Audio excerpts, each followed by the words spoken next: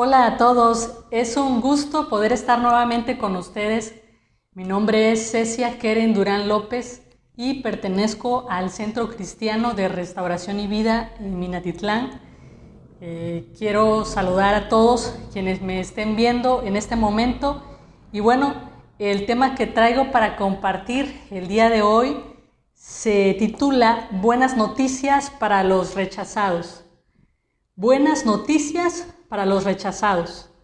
Quiero comenzar dándote la definición del diccionario de la palabra rechazado para que la puedas ver y puedas observar desde qué punto vamos a estar hablando. Rechazado, carente de aceptación, carente de aprobación, es decir, nunca le han dado una palomita, ni le han dicho que bien lo hiciste, ni le han aplaudido por algo que hizo bien. Y también rechazado es alguien de quien no disfrutan. No lo han aceptado, por lo tanto no lo pueden disfrutar. La máxima necesidad del ser humano es la necesidad de aceptación, de que alguien te reciba con mucho gusto cuando te ve llegar. Quisiera hablarte para que pudiéramos entender esto y representarlo de una mejor manera. Contarte algo que alguna vez escuché decir a mi padre estando viendo un partido de fútbol. Si no mal recuerdo, era un mundial y México había llegado a una ronda pues, de las mejores en las que ha llegado la selección mexicana. Y bueno, se encontraban en penalti, punto para competir con otro equipo. Él mencionó una frase como esta, cuando uno de los jugadores iba a tirar un penalti.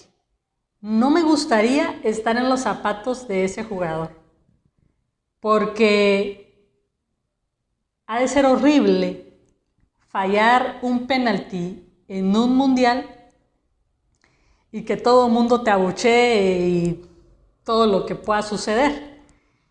Desde luego que un futbolista fallando un penalti en un mundial no es una persona muy bien aceptada. Seguramente no le pueden poner una palomita, al contrario, la gente lo tacha, le dice que mal jugador, mejor debería de estar en otro equipo, ya no debería de estar aquí en la selección, tienes chueca la pata y muchas cosas que le pueden decir, pero definitivamente no lo están aprobando y mucho menos creo que el público disfrute de un jugador así. Entonces, pensemos en una persona con rechazo. Ahora, sin olvidar esto, quisiera que leyéramos los versos que vamos a estar meditando el día de hoy, que se encuentran en Lucas capítulo 3, versos 21 y 22. Lucas 3, versos 21 y 22. Dice la palabra de Dios. Aconteció que cuando todo el pueblo se bautizaba, también Jesús fue bautizado. Y orando, el cielo se abrió. Y descendió el Espíritu Santo sobre él en forma corporal, como paloma. Y vino una voz del cielo que decía, Tú eres mi Hijo amado, en ti tengo complacencia. Dice la versión, la Biblia del Jubileo, termina diciendo, en ti es mi placer. La Nueva Traducción Viviente dice, me das gran gozo. La palabra de Dios para todos dice, estoy muy contento contigo. O sea que podemos observar a un Padre, a Dios, que está en un evento majestuoso, maravilloso, mostrando el agrado que tiene por su Hijo, el amor que tiene por su Hijo y la gran aceptación. Le está dando aprobación y además está diciendo que disfruta de Él.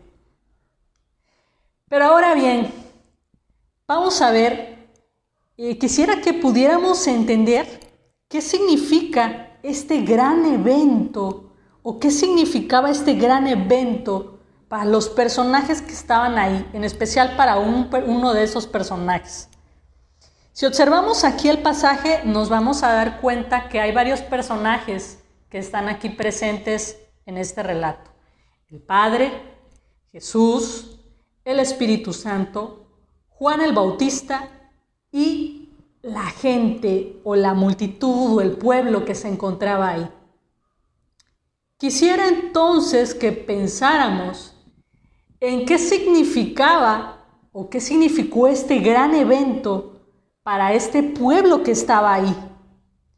¿Quiénes eran este pueblo que estaba presente? ¿Quiénes eran?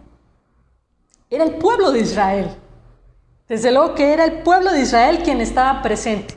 Y si tú lees Lucas versos antes y también observas este mismo pasaje, según Mateo y según San Marcos, te vas a dar cuenta de que efectivamente dice que mucha gente llegaba a ser bautizada por Juan el Bautista y entre ellas va Jesús. Había mucho público cuando este evento sucede.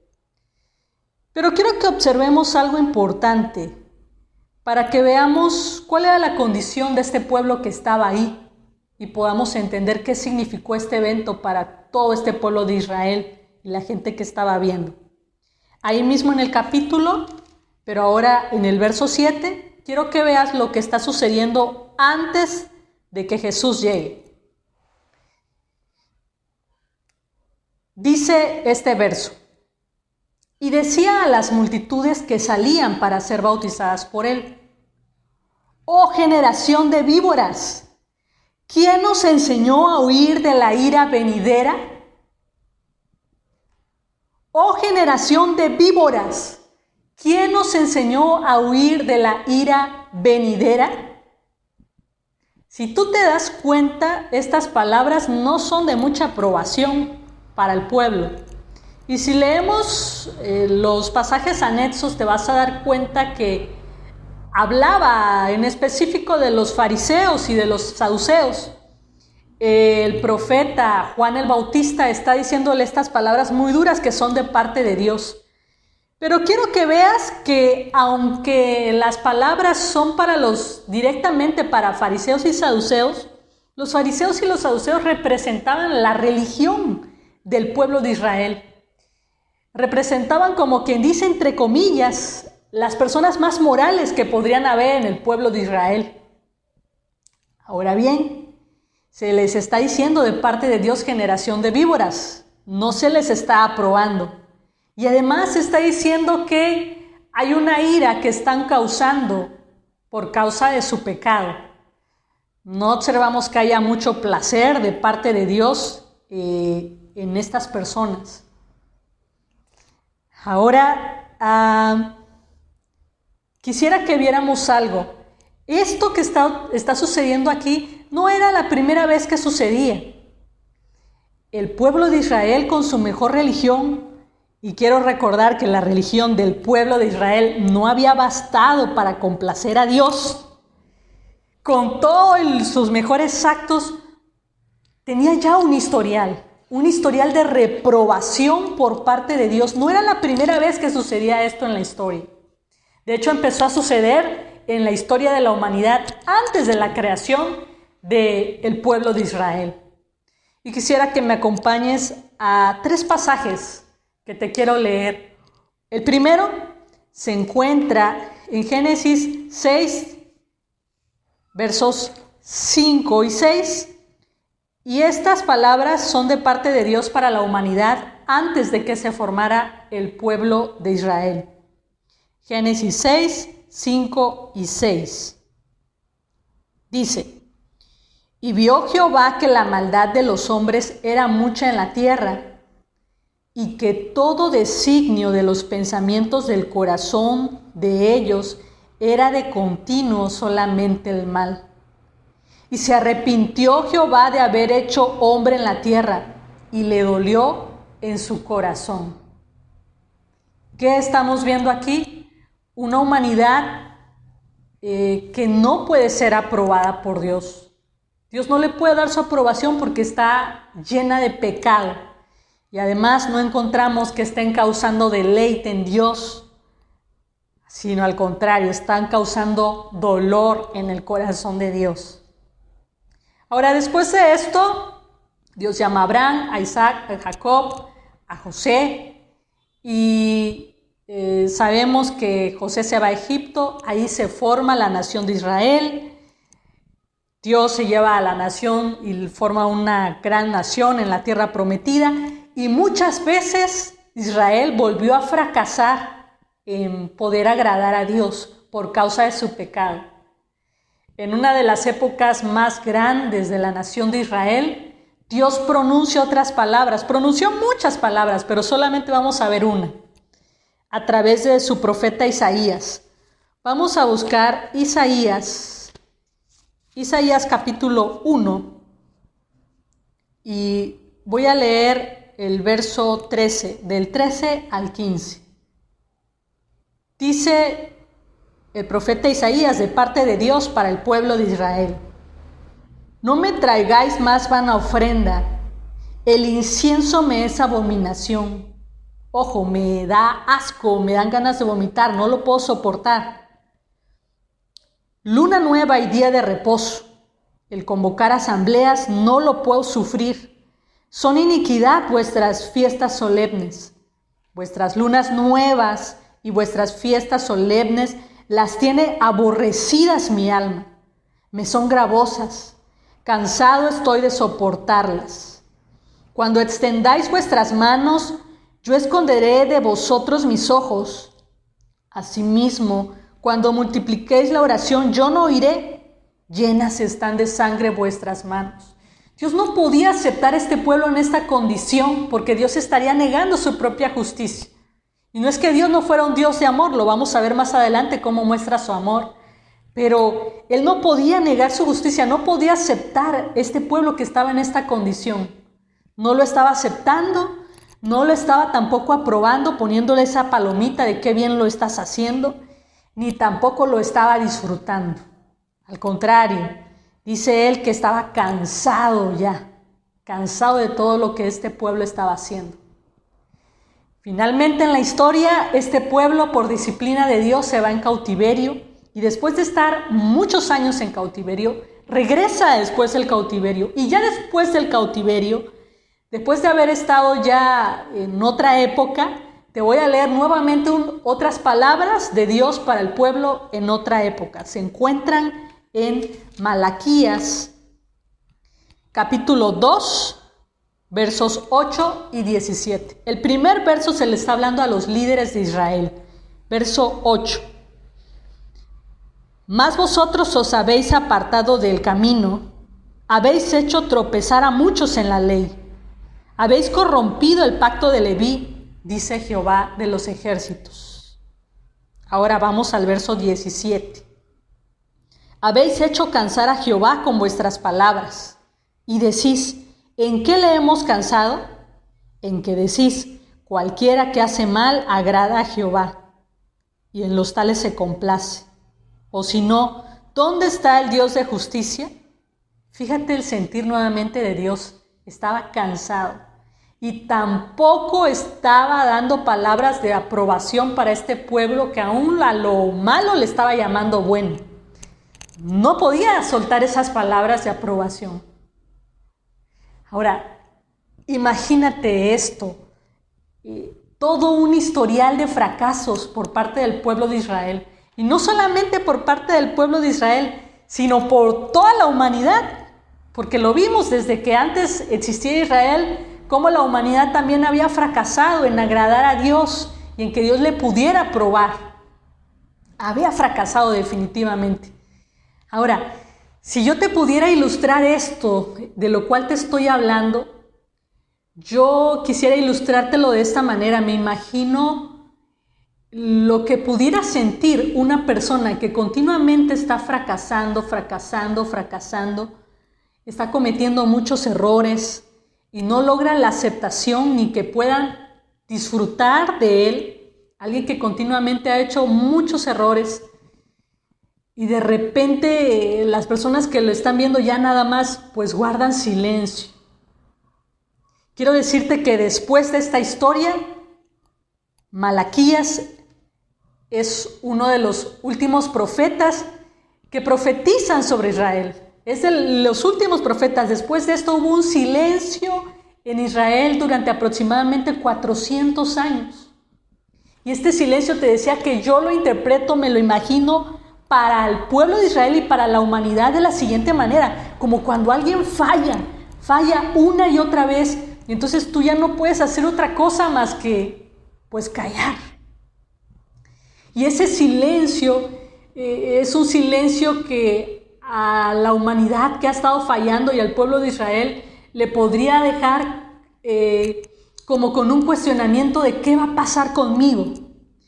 Si lo pudiéramos pensar desde el futbolista que yo te decía que había fallado el penalti, imaginemos entonces ese futbolista que toma el balón, da el penalti y lo falla.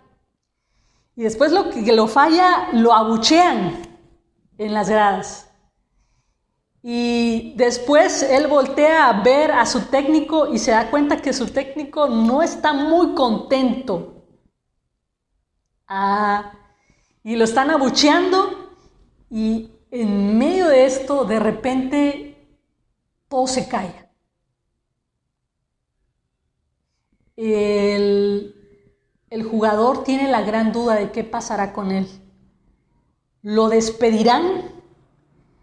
¿Será su último partido? ¿Lo bajarán a un equipo de menos calidad? ¿Qué pasará con él? Si yo te lo pudiera representar de otra manera, este punto en la historia es el clímax, porque se parece a una historia que vi a través de una película que trataba acerca de un niño que tenía un problema de dislexia. Y este niño en la escuela, aproximadamente de unos 7 años, estaba intentando sacar una buena calificación y nunca lo podía. Tenía un historial de todas las materias reprobadas, los maestros lo sacaban de la clase, tenía un historial de siempre estar fuera de la clase, de nunca poder aprobar las materias. El padre lo cambia de escuela con la finalidad de que el niño pueda mejorar, pero en la otra escuela sucede lo mismo. El niño llega incluso de tantos errores y su libreta está tan tachada que llega incluso a perder la alegría. Comienza a reflejar tristeza. Pintar era una de sus actividades favoritas, pero deja de hacerlo porque ha perdido sus sueños. Ya ni siquiera habla. Este es precisamente el punto clímax de la historia donde se encuentra Israel y donde se encuentra la humanidad. Ese es el punto clímax de la historia.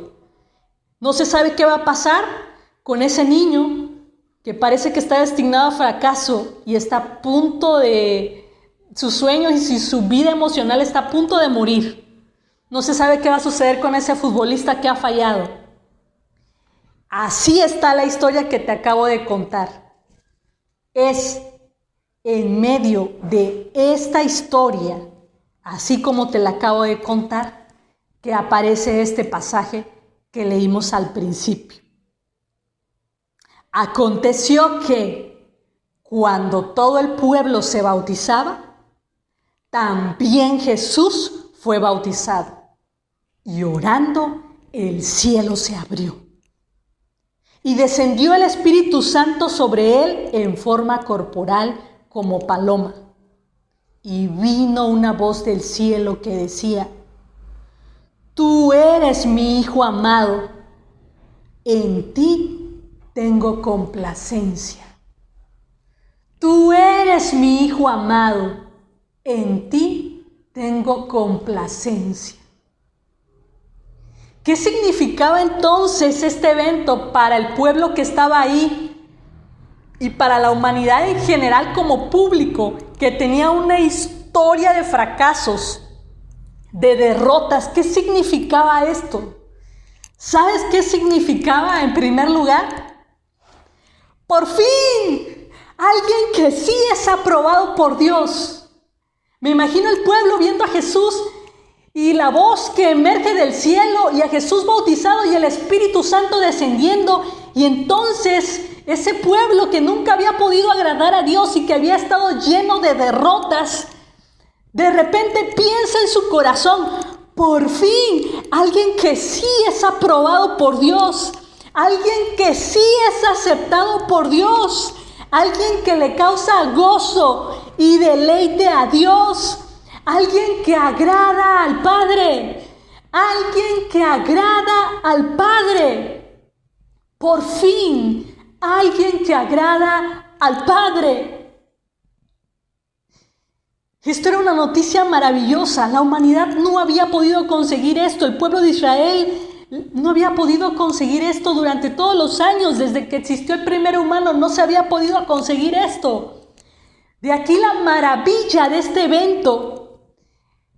Cuando el Padre dice: este es mi Hijo amado, en el cual tengo contentamiento. Está diciendo: hay una persona por fin que agrada al Padre, que le ha causado una sonrisa a Dios. Pero ¿qué más significaba esto para ese público que estaba viendo este evento? No solamente significaba que ya había una persona que había agradado a Dios. ¿Qué significaba para ellos?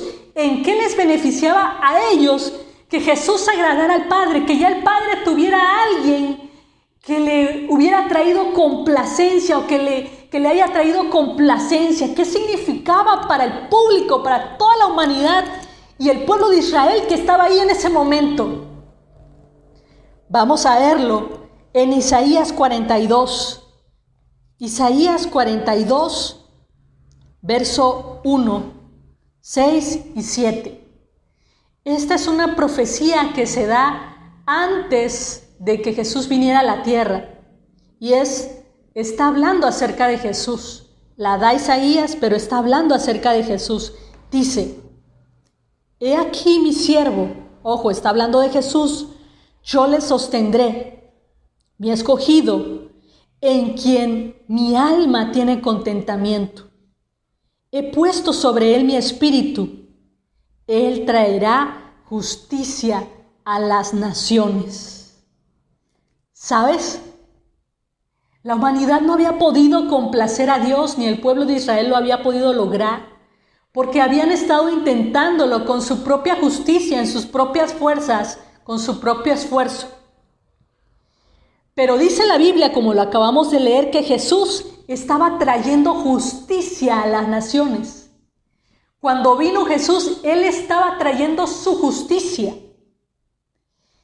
Es decir, tú y yo no lo podíamos lograr. Nuestra justicia no bastaba para agradar al Padre, pero Jesús vino a traer su justicia para poder hacer que tú y yo agradáramos al Padre.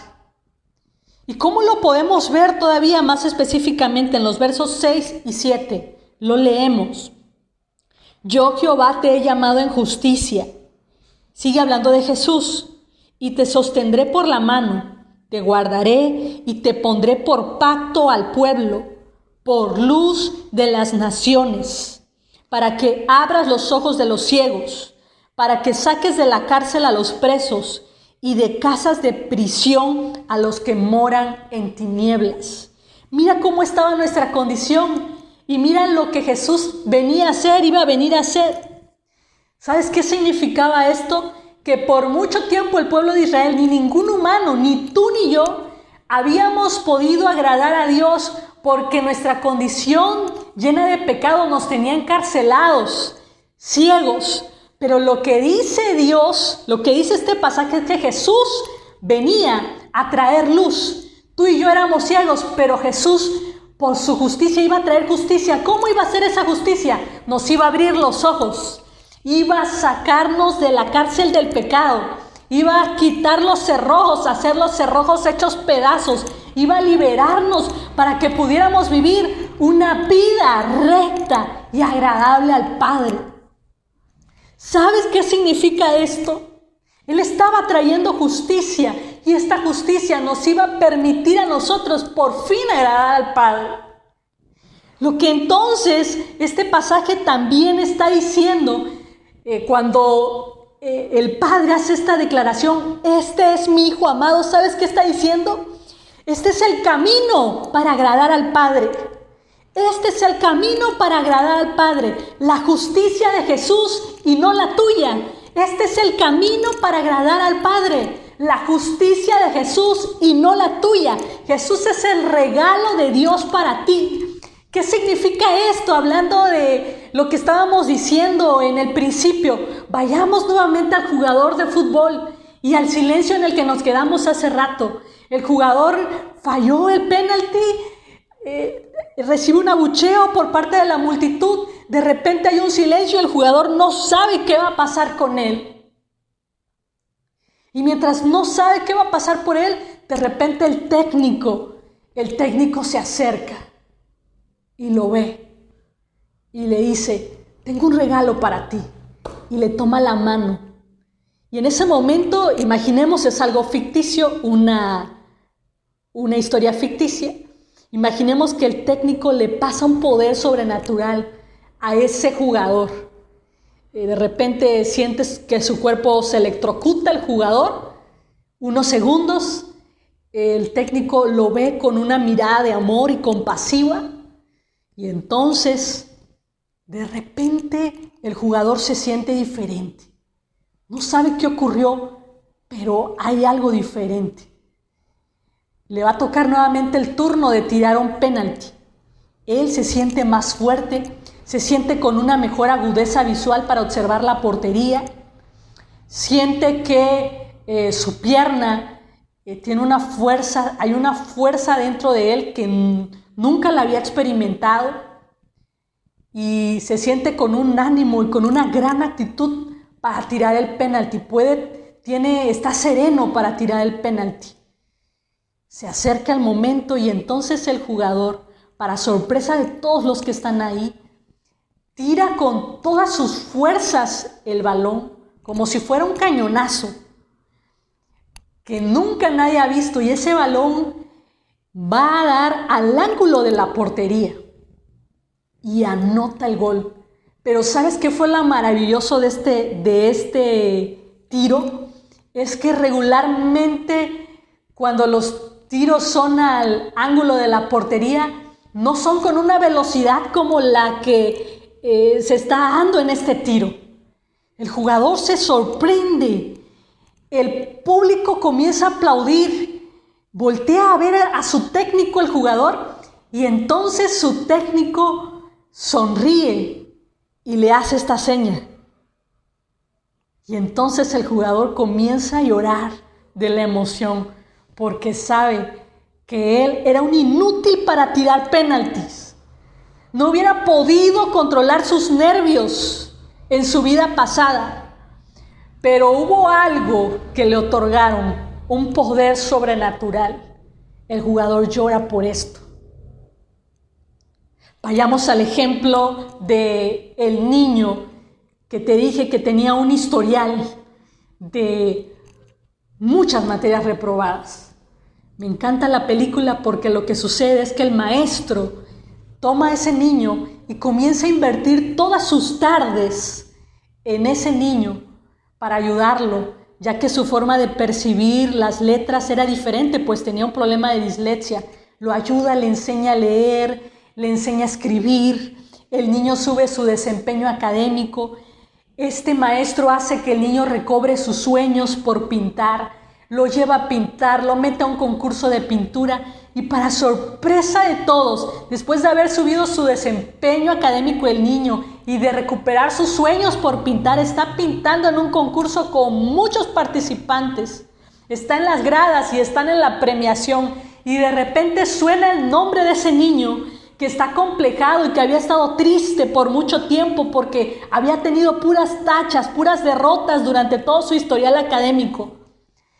Suena su nombre y cuando suena su nombre, el niño está nervioso. Tú observas la escena, es la parte que más me gusta. Observas la escena y el niño está nervioso. No saben qué hacer, está en shock. Lo tienen que ir ayudando y sacándolo de ahí para que pueda ir a recoger su reconocimiento. Está en shock, está nervioso, está penado. Nunca nadie le ha dado una aprobación. Es la primera vez que la va a tener.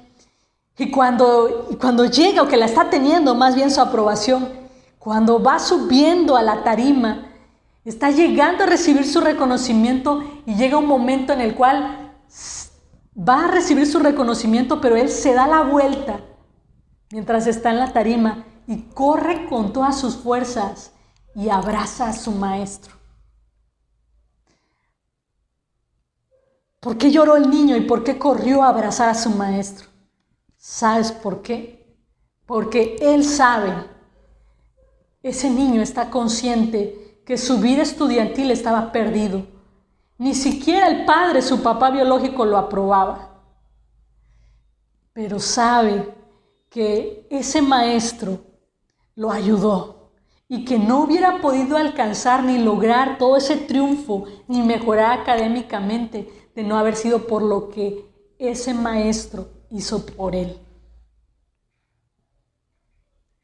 Esto es precisamente lo que Dios hace con nosotros. Y cuando se está dando una buena noticia para los rechazados, para los que no han logrado el favor de Dios ni su aprobación y no han logrado el disfrute de Dios, lo que se está diciendo es esto. Hay alguien, Jesús es ese alguien de quien el Padre disfruta. Y ese Jesús nos ha sido dado a ti y a mí como un regalo. Y por ese Jesús podemos tener aprobación. La noticia más grande que podemos tener los que no hemos agradado al Padre en nuestras propias fuerzas, no hemos podido hacerlo. La noticia más grande que podemos tener es que hay uno que sí le agrada y es Jesús. Y ese Jesús y su poder nos ha sido dado como un regalo y por eso ahora podemos agradar al Padre. Iglesia, esto es lo que significó ese pasaje, ese evento majestuoso del bautismo de Jesús y las palabras de Dios agradándose de su Hijo Jesús. Esto es lo que significó para los que estaban oyendo ahí, para muchos de los que estaban oyendo, que fueron alcanzados tal vez por la gracia de Dios, y para toda la humanidad en general. Significa, hay uno que agrada al Padre, y ese es el camino para que nosotros le agrademos. Le podemos agradar por Él, al recibir por la fe la justicia de Él, al reconocer que no es en nuestras propias fuerzas, sino recibir de ese poder sobrenatural, de esa justicia sobrenatural que opera milagros en nosotros. Somos transformados y Dios nos ha dado su agrado a través de esa provisión. Cuando nos estaba dando a Jesús, nos estaba dando también su aprobación. Quiero terminar con las palabras de Pablo. Me encanta Pablo cuando habla acerca de la justicia propia y la justicia de Cristo. Pablo dijo una vez en Filipenses 3 que él estimaba todas las cosas como pérdida para ganar a Cristo. Y dijo él, para ser hallado en Él, en Cristo, no teniendo mi propia justicia que es por la ley, es decir, no teniendo mi propia justicia en mis fuerzas, sino la que es por la fe de Cristo. Quiera Dios, hermanos, que podamos ser hallados, no intentando crear nuestra propia justicia en nuestras manos, portarnos en nuestras propias fuerzas, no intentando portarnos bien en nuestras propias fuerzas, sino recibiendo, amando, atesorando esa justicia de Cristo, permitiendo que ese poder de Cristo obre en nosotros y caminando bajo el agrado del Padre. Que así caminemos. Vamos a orar.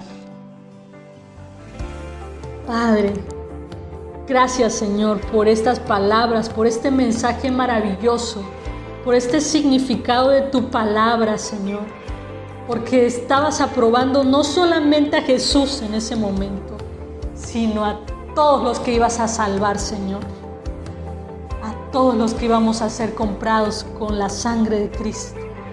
Gracias porque en Jesús, Señor, te agradamos. En Jesús, Señor, somos aprobados por ti. Gracias, Señor, por este milagro, por esta gran obra que has hecho, Señor. Gracias, Señor, porque el pecador puede caminar de manera justa por este poder, Señor, y puede agradarte por el poder de Cristo, Señor. Gracias, Padre. Te alabamos, Señor, y te damos gracias, Señor. Y te pedimos nos ayudes a caminar en esa justicia, Padre de Cristo, y a disfrutar del agrado que tú tienes de nosotros. En Cristo Jesús. Amén. Sea cual sea la condición en la que estés, cualquier pecado que hubo en tu vida pasada, tienes la facultad, el poder de Dios en Jesús, la gracia de Dios. Por Él puedes agradar al Padre. Espero que haya sido de mucha bendición.